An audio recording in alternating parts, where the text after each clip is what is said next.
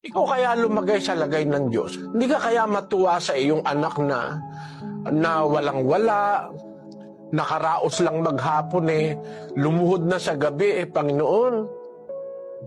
Salamat po. Alam mo, inulam lang nun, mantika at patis. Mantika lang at patis.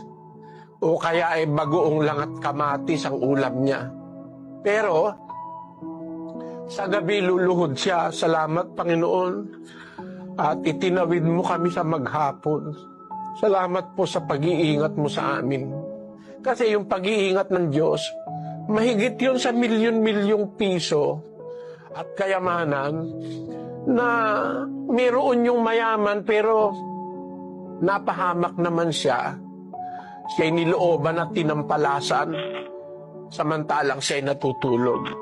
Pero yung isang mahirap na wala mang pera sa bulsa, wala namang sakit, nakaraos naman sa magdamag, tapos pagka umagay, Panginoon, salamat po.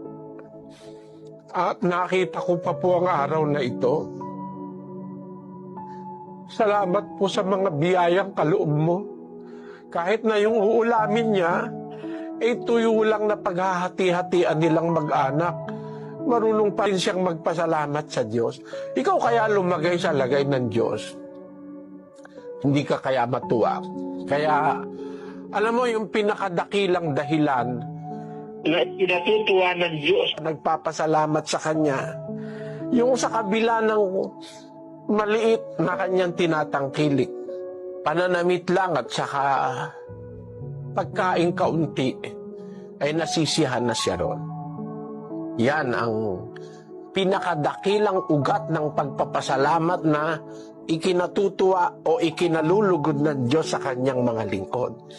Yung matuto tayong makontento sa kaunti sapagkat ang sabi ni Kristo, ang tapat sa kaunti ay tapat sa marami.